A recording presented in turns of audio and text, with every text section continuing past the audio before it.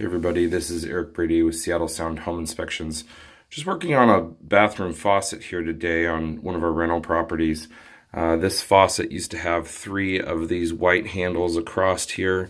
We've kind of got, before, after, and during, so I can show you kind of how this process works.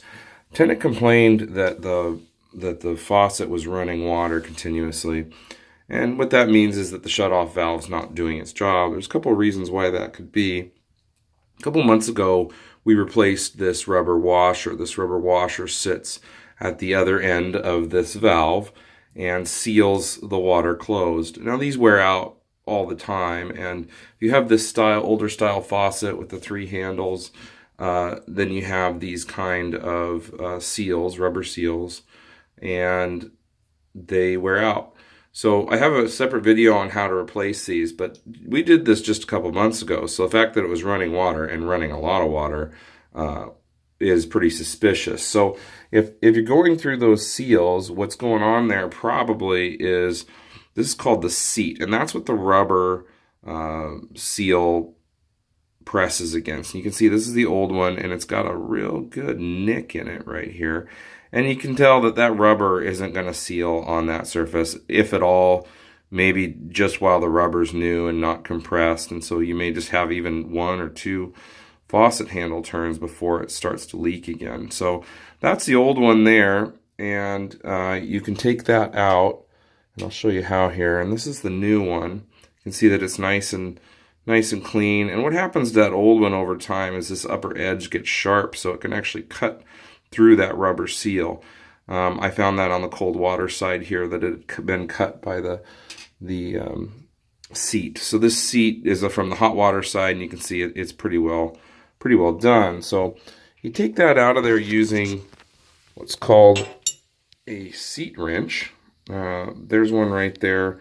Got all this supplies at Home Depot. You just put it in here and turn it to get it out. There's plenty of videos on that on YouTube.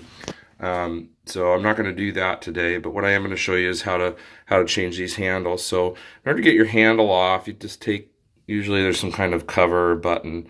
You can take that out here, and then you can use a wrench or a screwdriver, either flathead or Phillips. You need to look in there to figure out which one, and you put it in here and you loosen it up. I've kind of all pre-loosened all this so we can show you the process real quickly. Then this, oh, I didn't actually get it all the way off. Okay, there, now it comes right off just like that, easy. And then this is called the flange. And this can be unscrewed just like this.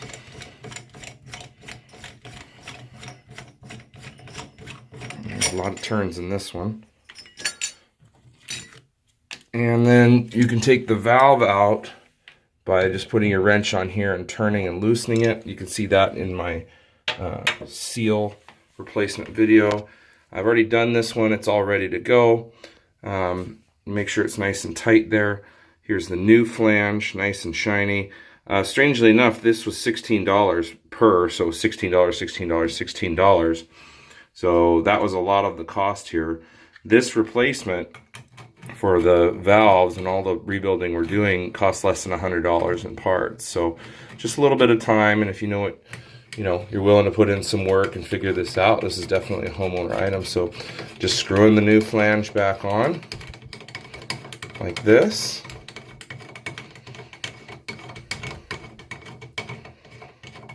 We're just going hand snug here, there, just to keep the water from getting in behind here, but we don't need to do it too hard there.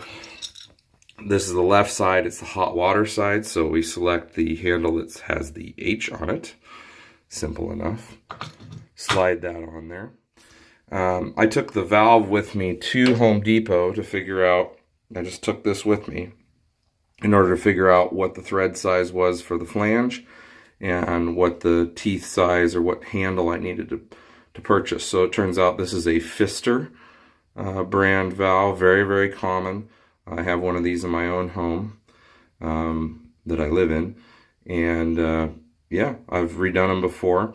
Now the other option here to completely modernize and go away from the 3 handles would have been to use this remodel cover plate with a, you can see here in the picture, with a new construction style handle.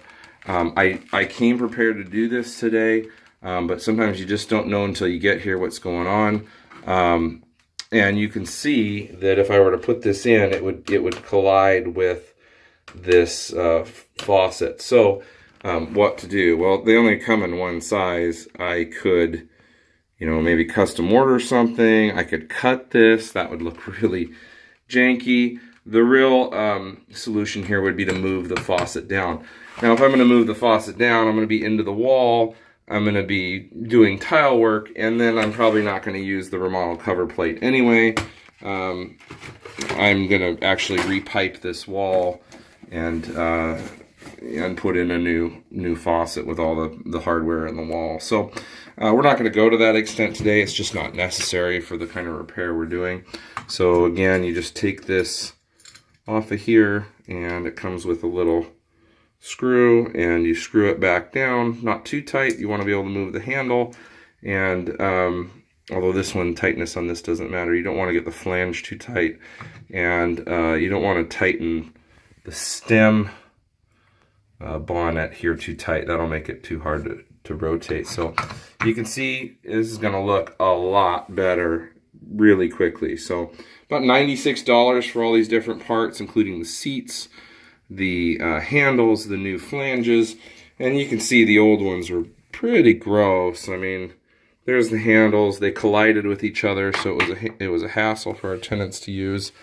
These are the flanges. They're pretty disgusting, and they're white, out of style. I prefer chrome. So these are going to work great. They're going to spin, and they're not going to contact each other.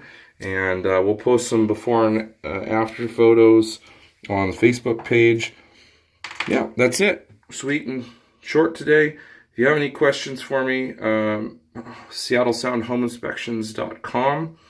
And I'm Eric Brady. Talk to you later.